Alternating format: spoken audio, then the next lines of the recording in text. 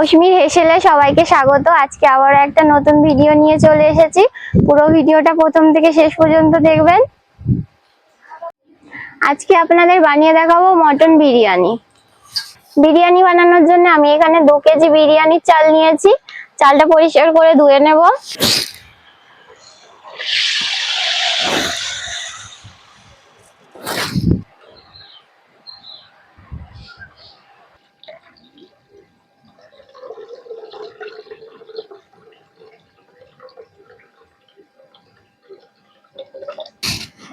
বিরিয়ানির চালটা পরিষ্কার করে ধুয়ে নিয়েছি, যতক্ষণ ঘোলা জল বেরিয়েছে। এবার চালটা 1 ঘন্টার জন্য ভিজিয়ে রেখে দেব।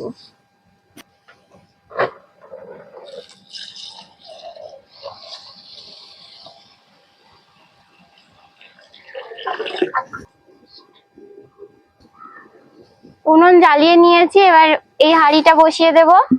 আজকে পুরো বিরিয়ানিটাই হাঁড়ির মধ্যেই করব। এর মধ্যে এবার সাদা তেল দিয়ে দেব।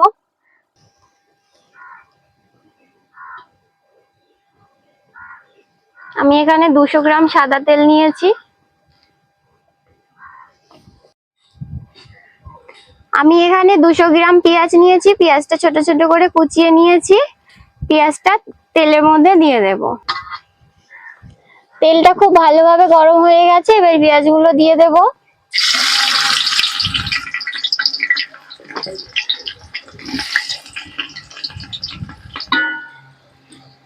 হালকা আছে পেঁয়াজগুলো লাল লাল করে ভেজে নেব।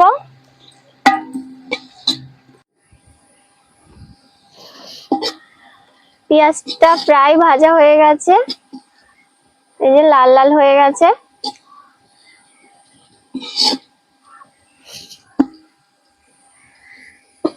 আমি বিরিয়ানিতে বেরেস্তা দেব না, তাই এখানে অল্প পেঁয়াজ দিয়েছি। পেঁয়াজটা লাল লাল করে ভাজা হয়ে গেছে। এবার আমি পেঁয়াজের মধ্যে কিছুটা জল দিয়ে দেব।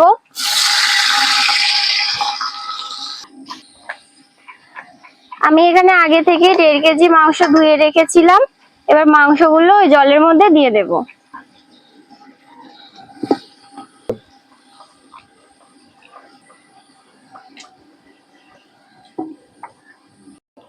মাংসটা হাঁড়ির মধ্যে দিয়ে দিয়েছি, এবার ঢাকা দিয়ে কিছুক্ষণ ফুটতে দেব।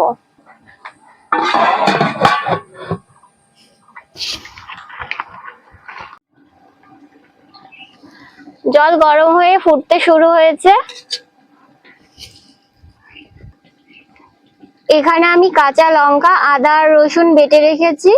এই বাটাটা মাংসের মধ্যে দিয়ে দেব।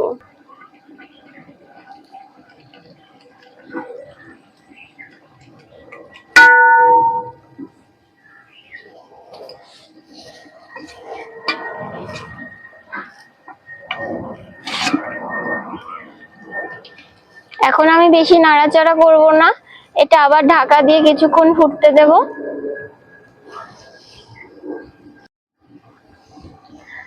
আদা রসুন বাটাটা দিয়ে আরো কিছুক্ষণ ফুটিয়ে নিয়েছি। এবার এর মধ্যে দেব লঙ্কা গুঁড়ো।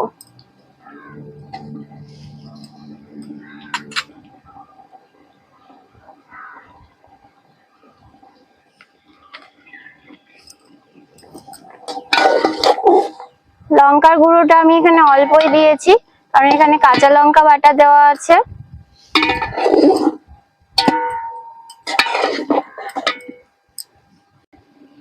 চাল ভিজিয়ে রেখেছিলাম, 1 ঘন্টা হয়ে গেছে। এবার আর একদিকে ভাতটা করে নেব।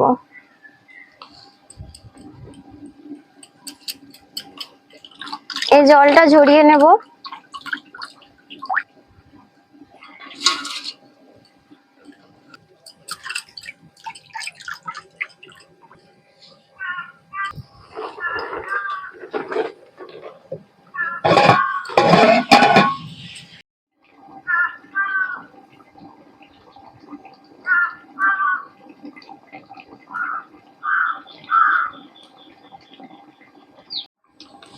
মাংসটা প্রায় হয়ে গেছে। এবার আগে থেকে ফেটিয়ে রেখেছিলাম টক দই, এই টক দইটা ওর মধ্যে দিয়ে দেব।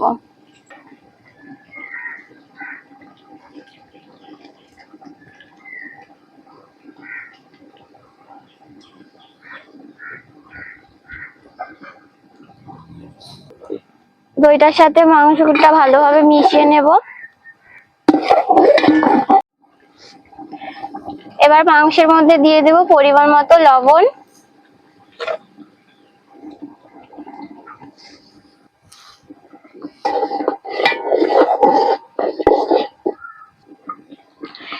এবার ঢাকা দিয়ে দেব, দিয়ে রান্না হতে দেব যতক্ষণ মাংসটা সিদ্ধ হচ্ছে। ভাতটা বসিয়েছিলাম, ভাতটা প্রায় হয়ে গেছে, আর সামান্য একটু হবে, তারপরে ভাতটা নামিয়ে নেব।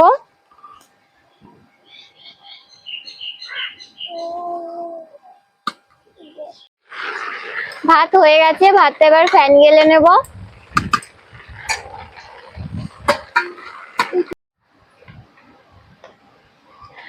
ভাতে ফ্যান গেলে নিয়েছি, এবার একটু ঠান্ডা হতে দিয়েছি, ভাতটা একটু ঠান্ডা হোক। আর এদিকে মাংসটাও রান্না হয়ে গেছে, মাংসটা এবার নামিয়ে নেব। মাংসটা এবার এই পাত্রের মধ্যে ঢেলে নেব।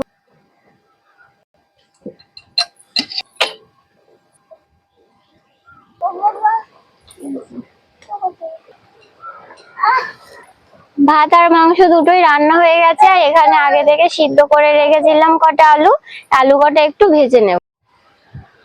আলু ভাজার জন্য কড়াই বসিয়ে নিয়েছি, কড়াই গরম হয়ে গেছে, কড়াইতে কিছুটা তেল দিয়ে দেব। তেল গরম হয়ে গেছে, তেলের মধ্যে আলু একে একে দিয়ে দেব।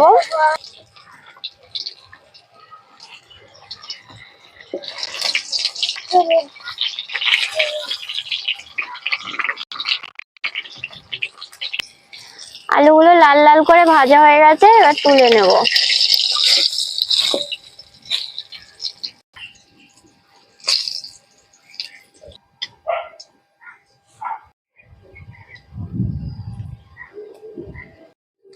বিরিয়ানি বানানোর জন্য সবকিছু রেডি হয়ে গেছে, এবার বিরিয়ানির জলটা রেডি করে নেব। এখানে আমি দুধ নিয়েছি 250, 250-এর একটু বেশি আছে। এর মধ্যে দিয়ে দেব 3 চামচ গোলাপ জল,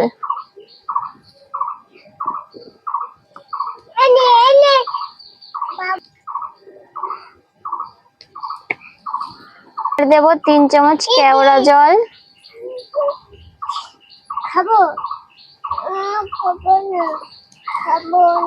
আর দেব বিরিয়ানির আতর,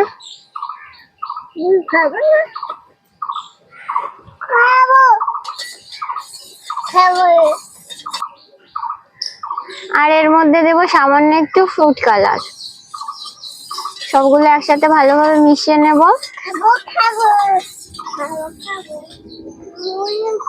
সবকিছু রেডি হয়ে গেছে, এবার বিরিয়ানিটা দমে দেওয়ার জন্য সাজিয়ে নেব। যে হাঁড়িটার মধ্যে মাংসটা রান্না করেছিলাম তার মধ্যেই প্রথমে কিছুটা গ্রেভি দিয়ে দেব।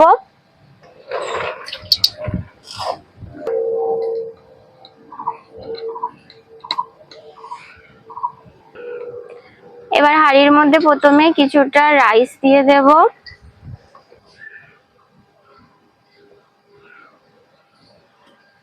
চারিপাশে ভালো করে একটু ছড়িয়ে নেব।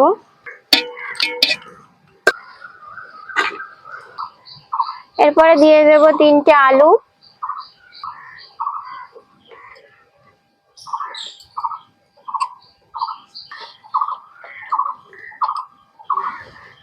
আর দেব 3 টুকরো মাংস।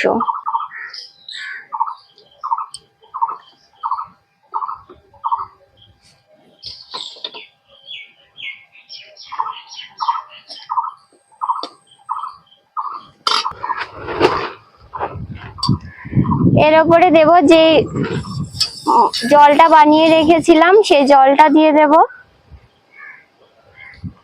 চারিপাশে ছড়িয়ে ছড়িয়ে দেব।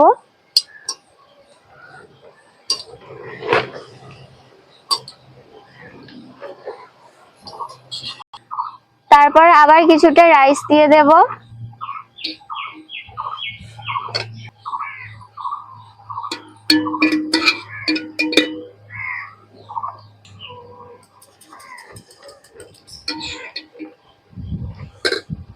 হাত দিয়ে একটু চারিদিকে ছড়িয়ে দেব।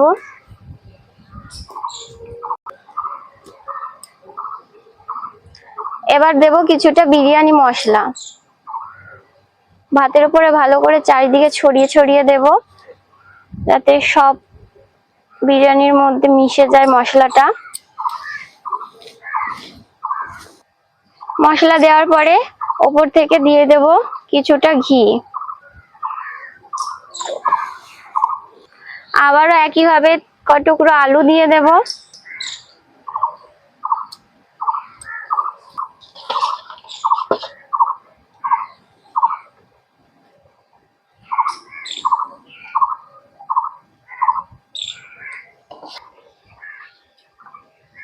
আবার বানিয়ে রাখা আতর জলটা কিছুটা দিয়ে দেব।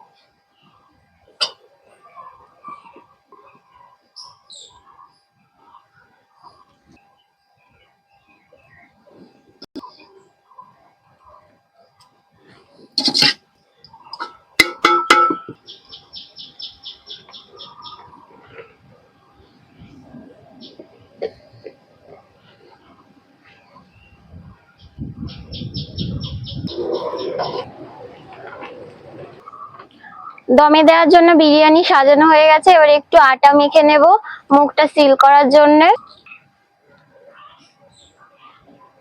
আটাটা ভালো করে মুখে ভাবে গোল করে দেব, যাতে দমটা বেরিয়ে না যায়।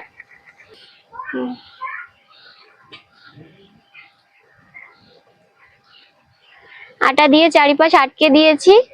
এবার এর মধ্যে ঢাকনাটা দিয়ে চেপে দেব।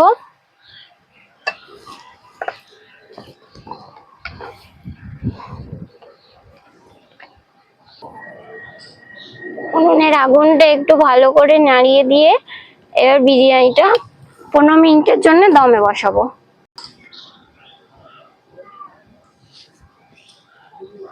বিরিয়ানি দম দেওয়া হয়ে গেছে, এবার হাঁড়িটা নামিয়ে নেব।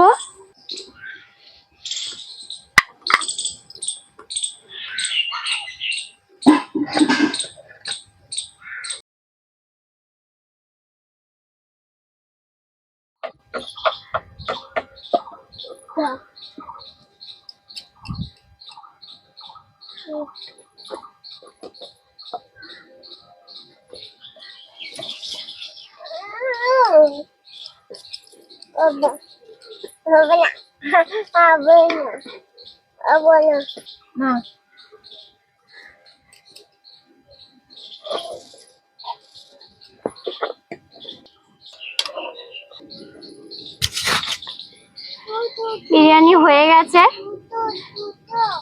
ভিডিওটা কেমন হয়েছে, ভালো লাগলে একটা লাইক করে দেবেন আর চ্যানেলটিকে সাবস্ক্রাইব করে দেবেন, আমার পাশে থাকবেন।